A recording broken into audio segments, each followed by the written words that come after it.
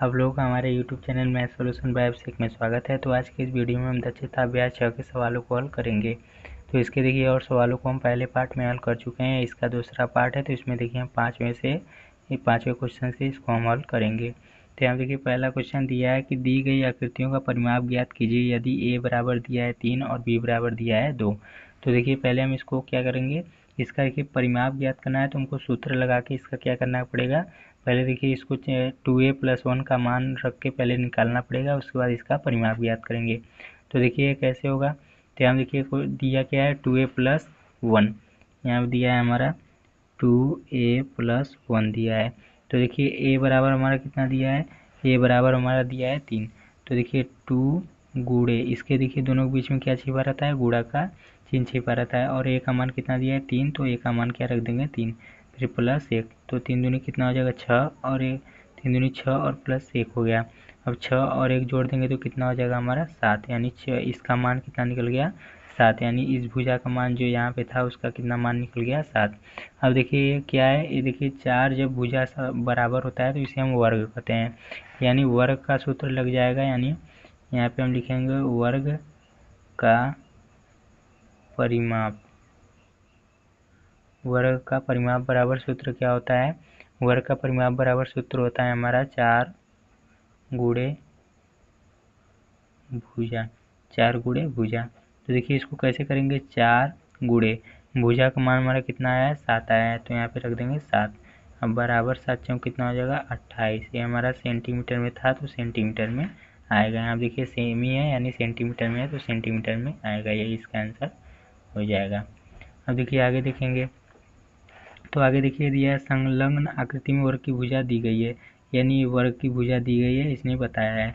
अब देखिए आगे देखिए दिया है संलग्न आकृति में आयत की भुजाएं दी हैं, यानी ये किसकी भुजा है, आयत की। इसको देखिए तब करेंगे यहाँ पे। तो देखिए पहले इसका हम मान निकालेंगे 4a - 3b का। तो यहाँ पे हम लिख लेते हैं 4a - 3b का। तो यहाँ पे देखिए करेंगे 4a - 3b का। तो यहाँ देखिए a का मान कितना दिया है 3, a का मान हमारा दिया है, a बराबर हम यहाँ पे लिख लेते हैं a बराबर दिया है 3 और b बराबर दिया है 2। अब देखिए इसको हल करेंगे, तो यहाँ देखिए कैसे करेंगे। अब देखिए इसको यहाँ देखिए 4 गुणे, इस दोनों के बीच में क्या छिपा रहता है, गुणा का चिन्ह छिपा रहता है। अब a का मान कितना दिया है 3, तो इसको लिख सकते हैं 3। यानी आप ऐसे न समझ आए तो देखिए इसको क्या लिख सकते हैं, 4 गुणे a लिख सकते हैं और -3 गुणे b लिख सकते हैं। अब देखिए 4 गुणे a का मान कितना दिया है 3 और -3 गुणे b का मान कितना दिया है 2।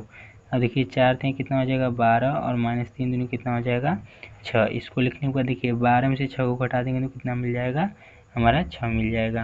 अब देखिए 6 मिल गया। अब देखिए इसमें देखिए हमारा 2 ठो दिया है, एक 3a - b दिया है, यानी ये हमारा क्या निकला है, ये हमारा निकला है 6 सेंटीमीटर। हमारा क्या निकला है 6 सेंटीमीटर हमारा आयत की चौड़ाई निकला है, 6 सेंटीमीटर आयत की चौड़ाई निकल गया। और ये हमारा क्या निकालेंगे, यहाँ पे लंबाई निकालेंगे। यानी दूसरा क्या दिया है 3a - b, 3a - b, 3a - b। अब देखिए 3 गुणे a की जगह पे क्या रख देंगे 3 और -b की जगह पे 2। अब देखिए 3 तरीके 9 और -2, 9 में से 2 जाएगा कितना बचेगा 7। यानी लंबाई कितना, चौड़ाई आ गया 6 और लंबाई कितना आ गया 7 सेंटीमीटर। अब देखिए सूत्र लगाएंगे कोई आयत का परिमाप का, तो यहाँ पे लगाएंगे आयत का परिमाप बराबर हमारा सूत्र क्या होता है, आयत का परिमाप बराबर सूत्र हमारा होता है 2 कोष्ठक में लंबाई और प्लस में चौड़ाई। अब देखिए इसको करेंगे तो 2 फिर कोष्ठक में लंबाई कितना दिया है हमारा 7, तो 7 रख देंगे, प्लस चौड़ाई कितना दिया है 6। अब देखिए इसको कितना कैसे करेंगे, तो यहाँ देखिए 2 और देखिए 7 और प्लस 6 कितना हो जाएगा 13। अब देखिए इन दोनों के बीच में गुणा का चिन्ह छिपा रहता है, कोष्ठक अगर हम हटाएंगे तो यहाँ पर गुणा का चिन्ह लग जाएगा। तो इसको हम क्या लिख सकते हैं 2 गुणे 13, यानी कितना आ जाएगा 13 दूना हमारा 26 सेंटीमीटर इसका आंसर आ जाएगा। यानी आयत का परिमाप कितना निकल गया 26 सेंटीमीटर, ये इसका हो गया आंसर। अब देखिए आगे देखेंगे, तो आगे देखिए दिया है हमारा कि संलग्न आकृति में त्रिभुज की भुजाएं दी गई है। एक किसकी भुजा है, त्रिभुज की भुजा है। तो इसका देखिए हम तीनों को निकालेंगे, 2a - b का पहले निकाल लेते हैं। यहाँ पे 2a ए माइनस बी का। तो 2 गुणे ए का मान हमारा कितना दिया था 3 और माइनस बी का मान कितना दिया था 2। तो 3 दूनी कितना हो जाएगा 6 और ए माइनस का हमारा 2। अब 6 में से 2 घटाएंगे कितना बचेगा, यहाँ पे 6 में से 2 घटाएंगे तो हमारा 4 बचेगा। अब देखिए ये हमारा 4 सेंटीमीटर निकल गया एक त्रिभुज की भुजा का मान। अब देखिए आगे निकालेंगे, तो आगे देखिए दिया है हमारा 2a माइनस बी का हम निकाले हैं और दूसरा दिया है a प्लस बी। यहाँ पे लिखेंगे a प्लस बी, यानी a का मान कितना दिया था 3 और प्लस 2 का यानी b का मान 2 दिया है तो 2 और 3 2 कितना हो गया 5, यानी एक ए भी निकल गया 5 सेंटीमीटर, ये 4 सेंटीमीटर और ये वाला 5 सेंटीमीटर। अब देखिए आगे दिया है 3a माइनस बी, तो यहाँ पर रखेंगे 3a माइनस का b, 3 गुणे ए का मान कितना दिया है 3 और यहाँ पे रखेंगे माइनस का b का मान कितना दिया है 2। तो 3 3 हो जाएगा 9 और माइनस का 2, यानी ये कितना निकल गया 7 सेंटीमीटर। अब देखिए ये तीनों का मान हमारा निकल गया। अब देखिए त्रिभुज का सूत्र लगाएंगे, यानी त्रिभुज की भुजाएं का सूत्र हम लगाएंगे। तो यहाँ देखिए अब हम लिखेंगे त्रिभुज का परिमाप बराबर क्या होता है हमारा, यानी भुजा प्लस भुजा प्लस भुजा हम लिख सकते हैं इसे, भुजा प्लस भुजा प्लस भुजा, या हम इसे ए प्लस बी प्लस सी भी लिख सकते हैं। तो भुजा देखिए क्या निकला है 4, फिर प्लस दूसरा क्या निकला है 5, फिर प्लस तीसरा क्या लिखा है 7 निकला है 7। देखिए इसको जोड़ देंगे तो 5 4 कितना हो जाएगा 9 और 9 7 कितना हो जाएगा 16 सेंटीमीटर इसका आंसर हो जाएगा।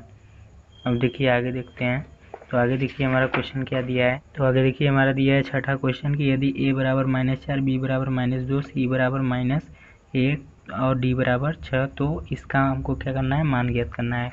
तो इसको देखिए हम यहाँ पे करेंगे, तो देखिए यहाँ पे हमारा दिया है c² माइनस डी स्क्वायर बटे a प्लस बी प्लस सी, इसका हमको मान ज्ञात करना है। तो c का स्क्वायर है यानी c हमारा क्या है -1, यानी -1 का स्क्वायर, फिर माइनस का चिन्ह लगाया तो माइनस का चिन्ह लगा देंगे। फिर d का स्क्वायर है, d क्या है 6, तो 6 का क्या कर देंगे स्क्वायर है तो स्क्वायर लगा देंगे, बटे a क्या है हमारा -4 और प्लस फिर b क्या है हमारा माइनस का 2, इसको ऐसे लिख लेंगे।